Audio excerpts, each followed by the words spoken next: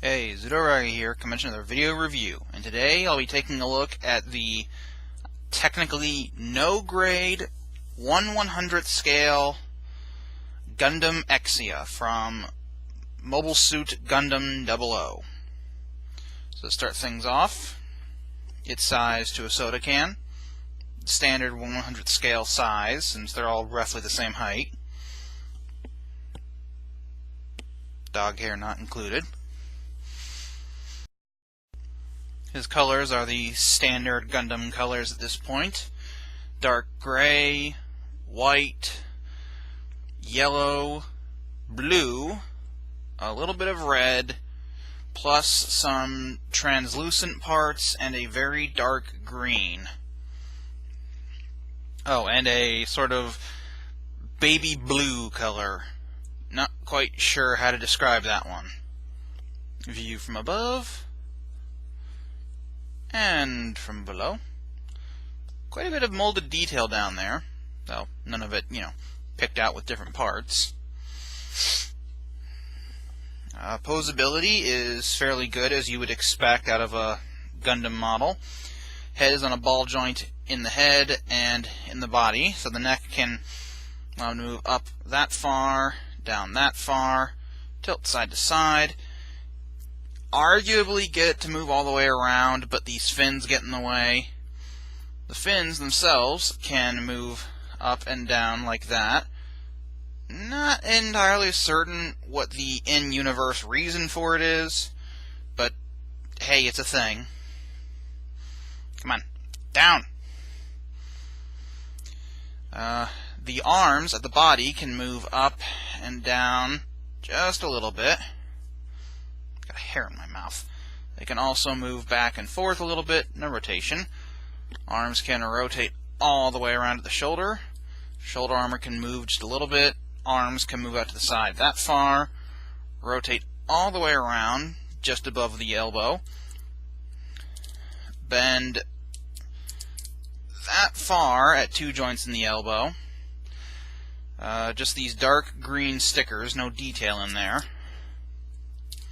Hands are on ball joints, so they can pretty much move everywhere you need them to. Torso is on a ball, just a swivel, so just side to side, not all the way around though. Can tilt side to side pretty good though. Front skirts move independently. They can move up, in and out, back and forth. Back skirt, this part doesn't move, but these hinges move up and down together, and these little bits move side to side. Legs can move forward that far, back that far, out to the side only that far, rotate just below the hip, bend that far at the first joint in the leg, bend that far at the second joint in the leg. The back ankle armor, I guess, can move up and down, but won't really stay anywhere. Front ankle armor can move up and down pretty well. Feet can move back and forth at a joint in the foot, or in the ankle. There's also rotation and a ball joint in the foot, side to side, rotation, back and forth, and the toe can move a little bit up and down. So, again, pretty good poseability, what you would expect out of a Gunpla, or Gundam model, however you want to term it. Of course, he has quite the plethora of accessories.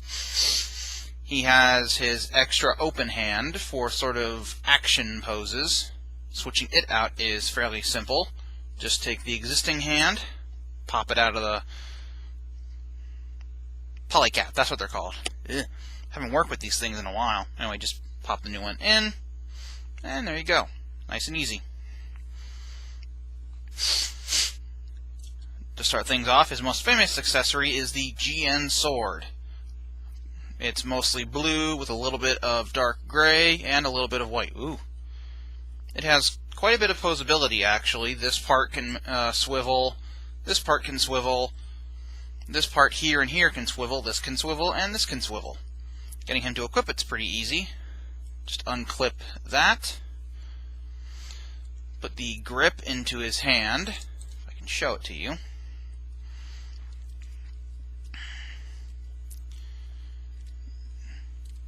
And you just need to line everything up so that this tab will go into that slot.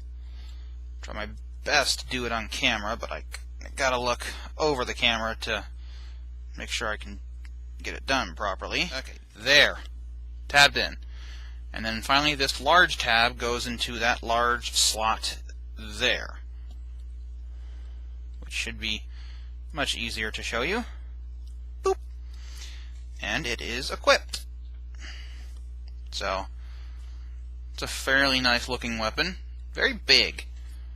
Of course, he can have the sword extend out like that. Or you can untab the hilt, angle all this up, and now you have a sword that's standing up straight. He also has his shield, which isn't quite like the usual Gundam shield, but still pretty neat. Mostly dark gray plastic with some blue and some white on it. Again, to equip it, there is a large tab on this joint that goes into that slot there. Equips very simply, although it does limit poseability a bit. Beyond that, he has 4 beam saber handles, and he comes with 4 blades. Oh, I appear to have dropped one. Just a moment. He has 4 blades, 2 large translucent pink blades, and 2 small translucent pink blades to make the beam sabers and the beam daggers. To get the blade into the hilt, there's just a slot and a tab, just like that. He can hold them fairly simply. You just take the hilt and drop it into his hand. Nice and easy. The beam sabers store on his shoulders. There are these tabs here on each of the shoulders, so just slot those on like that.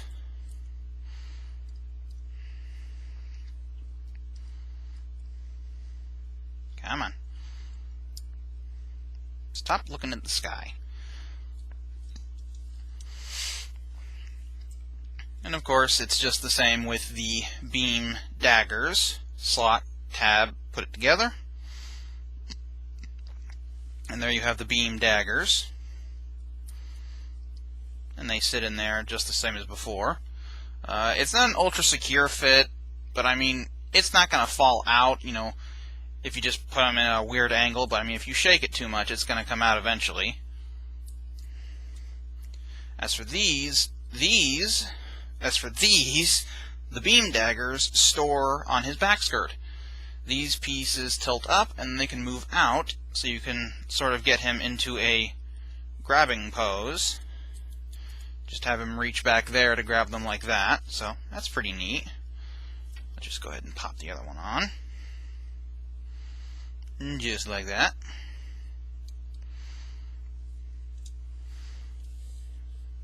And for his final set of accessories, he has the GN short sword and the GN long sword. I believe that's what they're called. From the hilt down, they're identical, dark gray plastic, then blue, then white handle. But from the hilt, the blades are different. You have the short sword and the long sword. And just like the beam sabers, these hold in fairly securely. Just slot into his hand.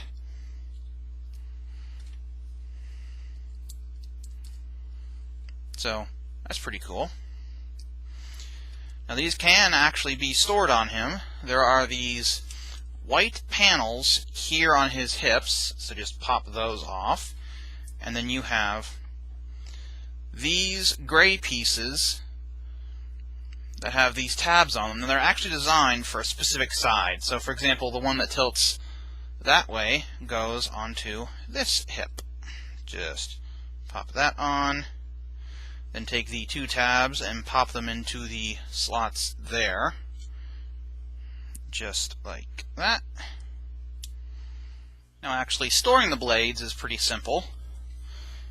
There are slots on the underside of the hilt here that just go into, or to go onto the tabs on these pieces.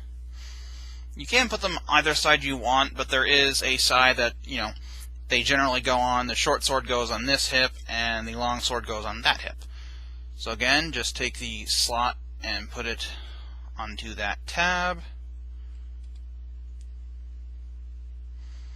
Try to not pop everything off. Just like that. And just like that. And there you go. I personally like the way he looks with all of his weapons on there. The only real downside is that having the blades on there really limits his poseability. But it doesn't do so in an overly drastic fashion. I mean, his legs really couldn't go up very far to begin with, so that's not too much of an issue. Plus, I just sort of like the look it gives him. Come on. So, there is the Exia all armed up. That is a lot of swords.